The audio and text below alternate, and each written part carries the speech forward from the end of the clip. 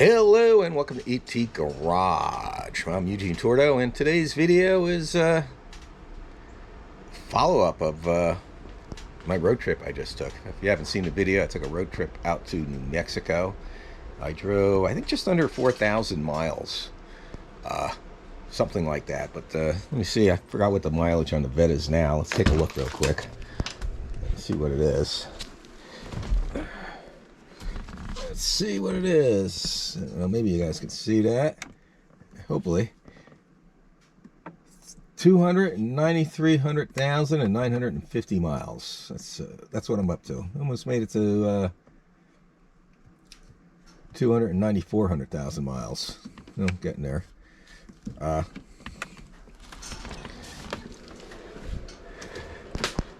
If you saw the video, I'll leave a link somewhere up here.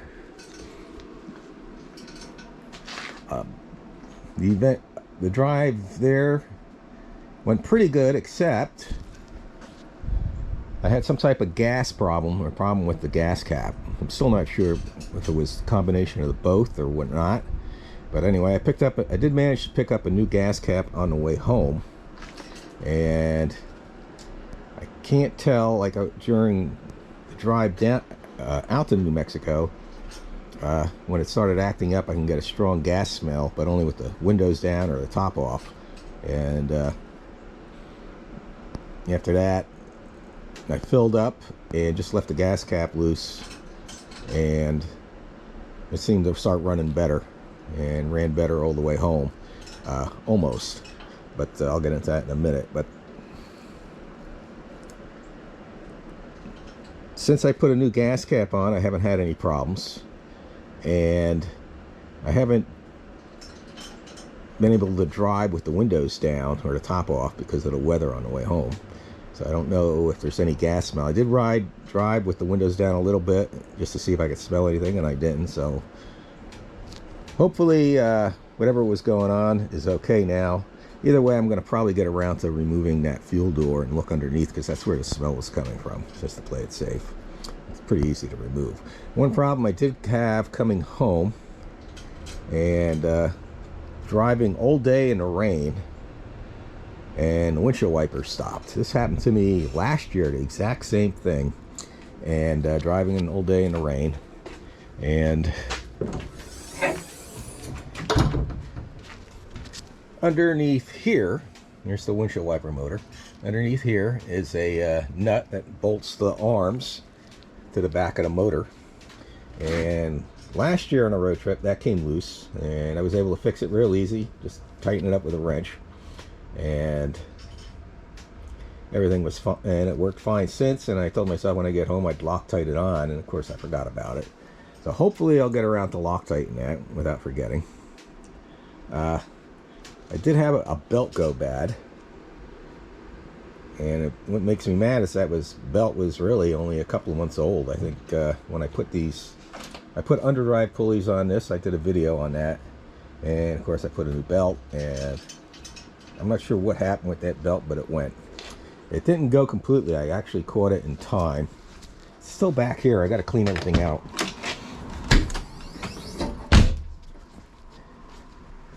But take a look. Here it is. It like lost a couple of rows. See if I can get this off. Here we go. But anyway, yeah, lost a couple of rows. You can see how much thinner it is, hopefully. Yeah. So I'm not sure what happened there. Maybe it was a defective belt, or maybe something caught it. Who knows? But quite possible I could have got all the way home on this belt, missing just a couple of rows, but it wasn't worth taking a chance. I stopped at AutoZone and got a new belt, and went on my merry way. Now the thing is, it's funny, is I packed tools to take with me in case something like this happened, and I forgot to pack the wrench I need for the belt tensioner. Fortunately, AutoZone has the loaner tool, so that was no problem. And I forgot to pack box wrenches. I don't know why. I packed everything else, so I had to, when I stopped at the auto, when the wipers went, I found an AutoZone and they gave me a loaner wrench, which was 13 millimeter for that nut. Tightened that up and bought a new gas cap. I hated buying a new gas cap because I have one up on the shelf over there somewhere. But anyway, there's a new gas cap. I need to clean everything out. My tools, like oil that I brought with me. Let me see, this used, I didn't even check the oil since I got home. Let's check it. Okay, yeah, it's slow. I don't know if you can see that, but I expect that. That's almost a 4,000 mile trip. Yeah, I'd say I used about 1.5 quarts of oil, if you're wondering about that. Coolant, let's check that. Yeah, coolant's right at the level, you know, where it's supposed to be when it's cold. But the problem with this right here, if you fill it past that level, like I like to overfill it. I prefer it to be overfilled than underfilled. And what happens is when you get on bumpy road, this cap, the way it's designed, it's just an opening in the top. I don't know if you can see that. Yeah, that's it. It just, and the coolant just splashes out, basically. Not a very good design. Check it here.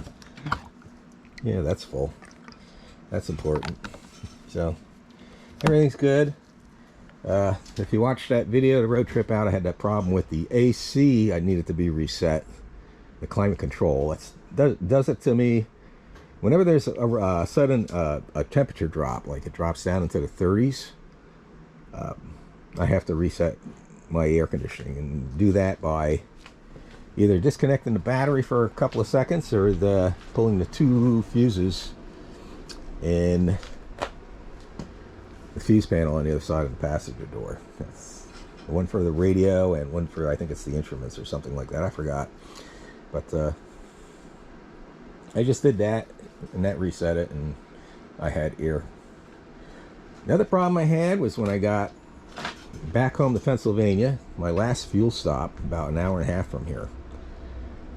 I pulled into the gas station / truck stop, and I went in the truck stop first, used the bathroom, and went and parked, went in the bathroom, got a candy bar, came out, car started, pulled up to the fuel pump, turned it off, filled her up, and she wouldn't start. And it wasn't a battery problem, I had plenty of voltage. But all the lights on the dash were coming on, and there was nothing. There was, like, you know, the key would do absolutely nothing. You know, people are going to say VATS, but I have the VATS disabled inside the ECM. So I'm assuming that's not the problem.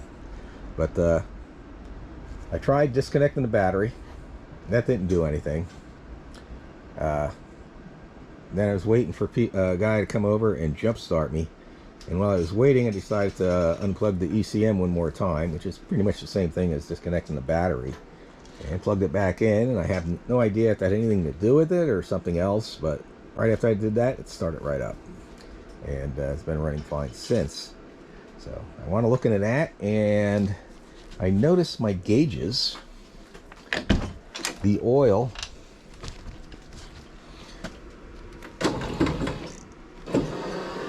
let me turn my headlights. I just want to turn my parking lights on so you can see the dash. But getting here, turn this on. If you look, hopefully you can see that, my oil temp and water temp are part way up.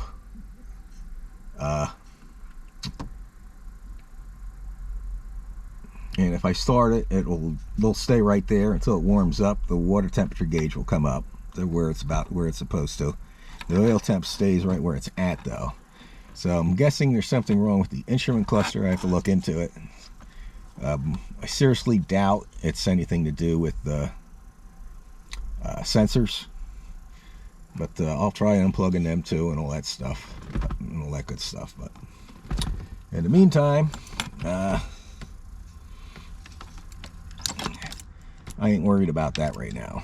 I'm worried about other things.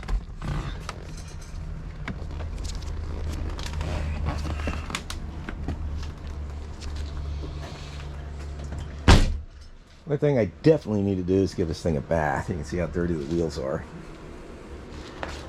And of course the windshield and all that stuff. I think I did go over, yeah, I did in the last video, go over this stuff.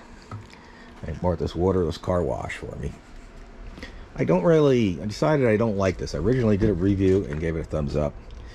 And then when I used it out on the road, decided it's like a real oily stuff, and it ends up collecting dust, especially the wheels. Like I added on the wheels, they really collect a lot of dust. So all that's going to get washed off and give it a good cleaning. Need to unplug my lights. Those are LED bulbs. I can leave those plugged in on all day and it won't kill the battery. If you have a C4 Corvette and you have the original, I think they're halogen bulbs that are in there, best thing you can do is get rid of them, swap them out to the LED. You get a little bit better light, and you don't have to worry about draining your battery with the hood up. I usually just unplug those. That's probably what I'll do here shortly. But one of these days I'm going to hook up a switch. Yeah. I haven't decided how I'm going to do it. They actually sell a kit you can buy, but I'm going to hook up my own switch. I think I'm going to hook a separate switch for each side. But that'd be another project. In the meantime, I just need to put all my tools away. I should do is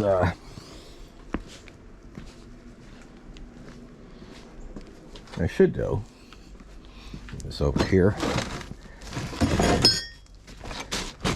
It's just buy one of those cheap tool kits, you know, that keep in your car, instead of having to like only time I put extra tools in the C4 is when I go on long road trips. But probably be a good idea to keep a bunch of extra stuff in there. Either put a separate tool kit together permanently and keep it in there, or just buy one of those kits that come in one of these plastic cases and put that back there. Tires are, I'm not sure how many miles I have on these tires, but they still got lots of good tread. Hopefully you can see that.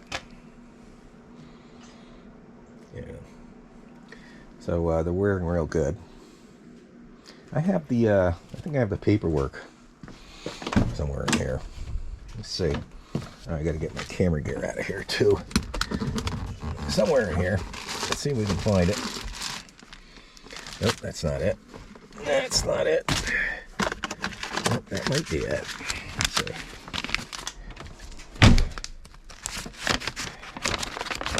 So it might tell me the miles when I bought the tires. Usually they put the miles on there. Because I just tore it. Oh, let's see. Oh, 271,598 miles. So I got to do some math now. I don't have my calculator. Let's go get my calculator. I got my phone over here. Yeah, I can't do any math without a calculator. It's just impossible, especially this time of the day.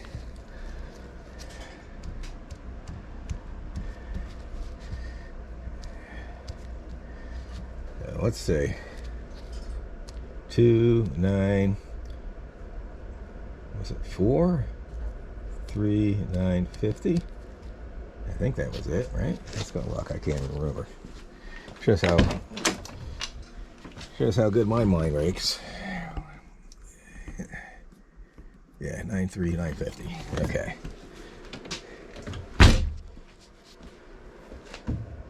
Subtract 271,598.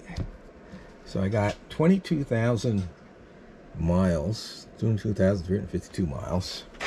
Let me see, I got a gauge around here somewhere, a tire gauge. I just gotta find it. Nope, that ain't it. Nope. There we go. Here it is, up here, buried somewhere.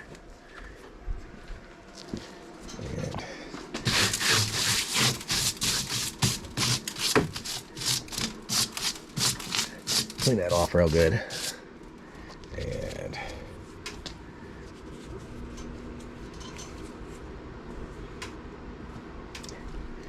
so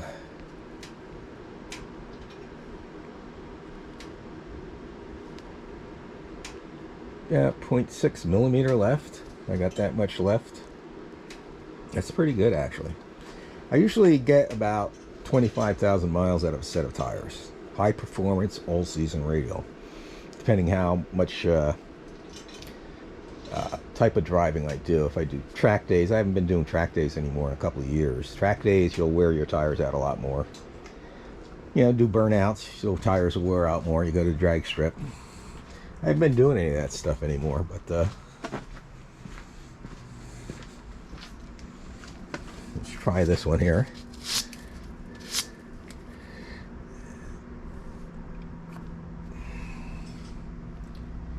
Yeah, about the same as the other side, and the rear look exactly the same too. I do rotate these tires regularly, so still got quite a bit of wear before I get to that wear bump. It looks like I'll probably get another year out of these the way it looks. At least I might get over 30,000. I believe this is the 5th set of tires that I've had on this since I owned it, but these are Falcon Asanus. Hopefully you can see that. They're pretty good. I don't like them as much as the Michelins. I had Michelins on here before. I liked them better. Those I had some track days on, and I got pretty much, like I said, around 25,000 miles out of them before I had to change them.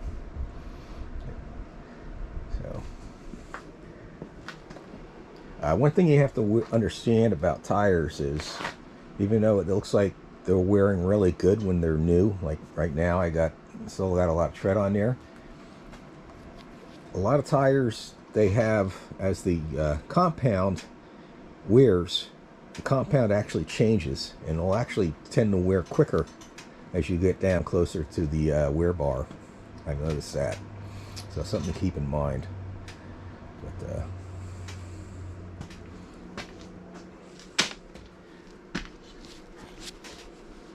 I think that's about it. Let me see. I guess let me get to cleaning this car up. Oh, look at the old fuel cap off. This was a lockable fuel cap. I've had that on there for quite some time. Oop, there it goes. Yeah. Yeah, this thing was actually sticking. Like, I almost couldn't get it off. And I don't know if the vent is bad on it or what. Of course, you get people that will tell you to, you know, drill a hole in your cap and don't worry about it and just run it like that. This new style is a lot different from those, especially the one I have over there. I don't know if it's better or not. Time will tell, I guess. But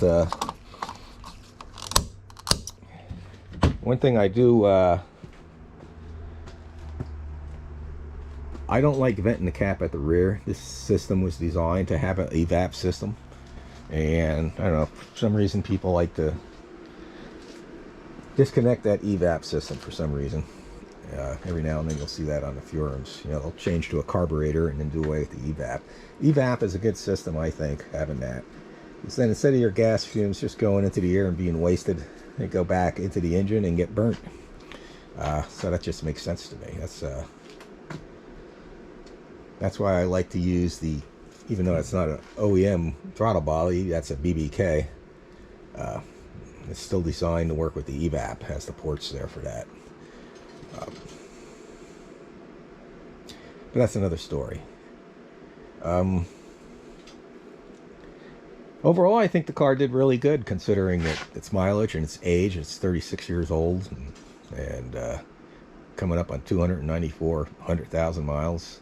Nothing's original if you're not familiar with this car. Like, that's a 385 stroker motor. The only thing original to that motor is the oil pan, the timing cover, the brackets, all the accessory brackets. The upper plenum and the lower manifolds are original, but they're ported. And of course I have the AS&M large tube runners on it. The valve covers are original.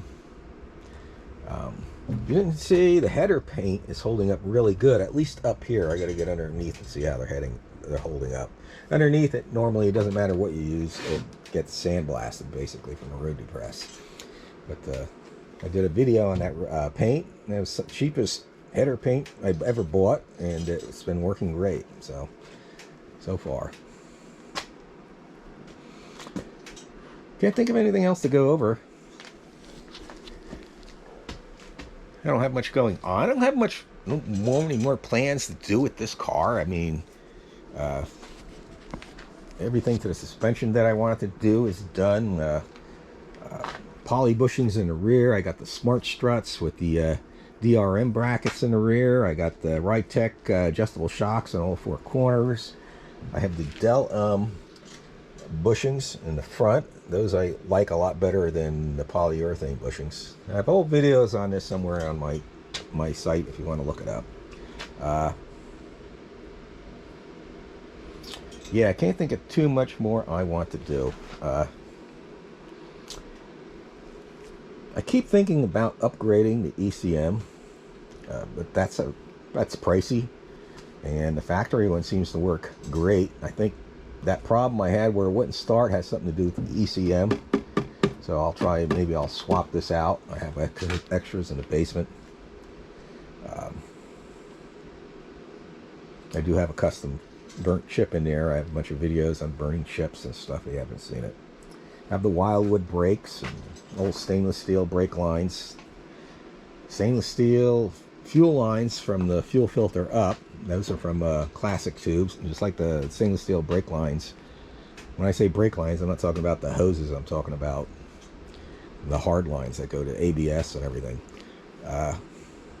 Something I want to do is inspect these brakes too. Right now I have the ceramic street pads on here. This front setup actually comes with a semi-metallic pads that are street track pads, and since I'm not doing track days anymore, the ceramic street pads seem to be better. The other pads, like every time you went out, you had to get some heat in them, or you have to break them in again. It seems like every time you went out, especially if the car sat a while. So let's see. Oh, I have bigger sway bars on this too. And like the original sway bar was a hollow 28 millimeter. I now have a solid 32 millimeter. I've had that on for a long time. Same with the rear, was like a solid 24, and I have a solid 26. I would like to at least take that sway bar off and recoat it. It's been on there for a long time. I do drive this in all sorts of weather, and it needs a repaint job. So I also thought about springing for a new sway bar, a hollow sway bar in the same size. They're expensive though. Yeah. Like the solid sway bars, you can pick up pretty reasonable price, the bigger sway bars, but the hollow ones are really expensive. So I don't know if I'm going to do that. And that's the only reason I want to go to the hollow, is it takes a little bit of weight off the front. The solid ones do add weight to the front. Yeah, so just little pesky things like that. Yeah, I guess that's about it. Let me get this car cleaned up, I guess, and let me see. I guess I'll get the hose out of the basement and drag it in here and wash it right in here. It's raining out right now, and I got the heat going. Just turned that on this morning. Get heat up into here. No. Wiper blades I need to put on my Chevy Trax. Yeah, I might just wash this in here. Give this a good cleaning. It definitely needs it. So, I guess let me get going on that. And, see how it looks afterwards. At least it'll be clean.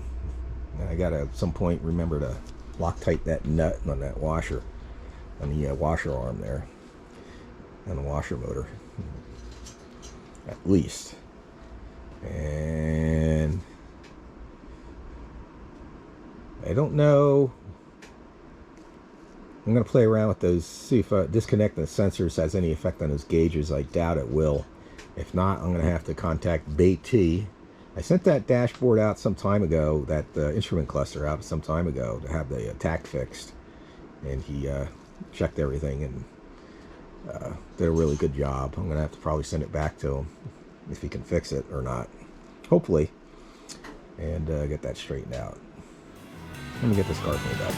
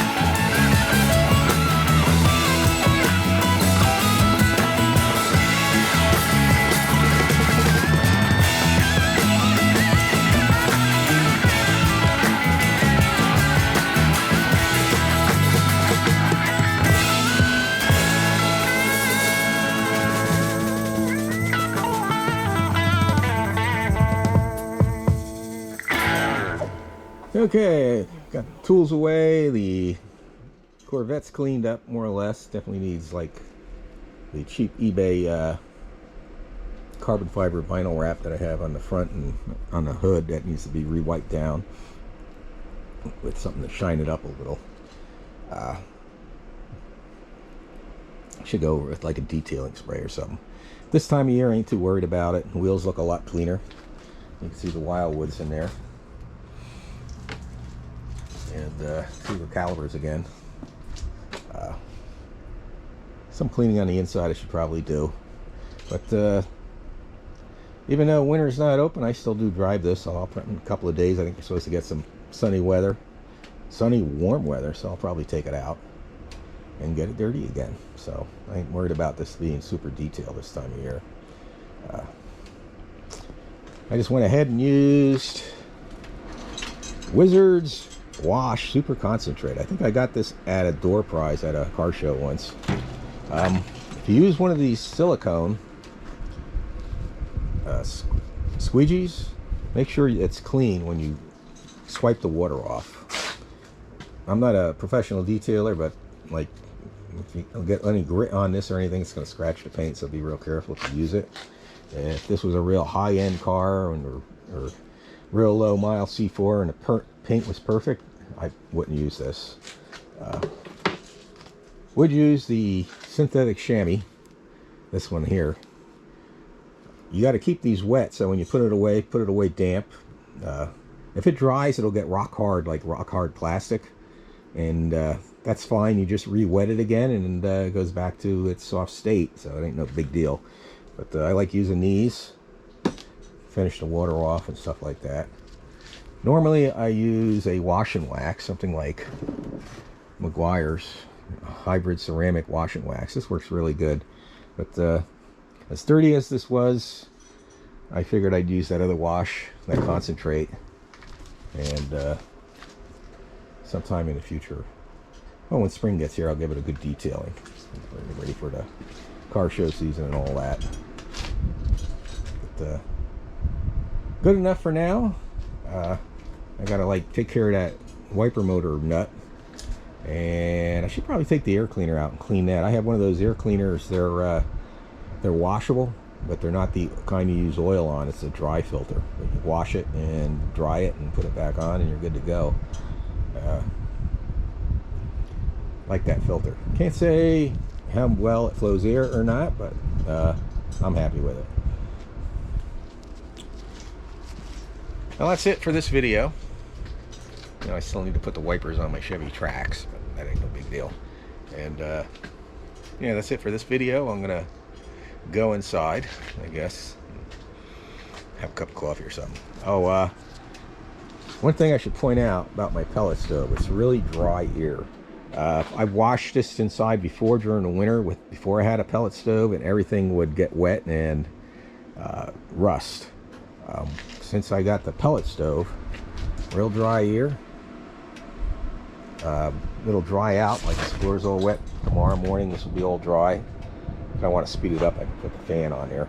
And none of my lathe and mill machine won't have any rust on it or anything else, which is nice. And like I say, I came out here this morning, it was, I don't know, like 40 degrees.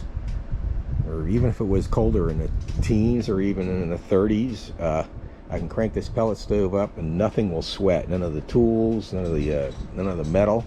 That's why I like this pellet stove. But anyway, enough chat. Call it a day for now, I guess, and or at least for this video. Meantime, everybody have a great day and God bless.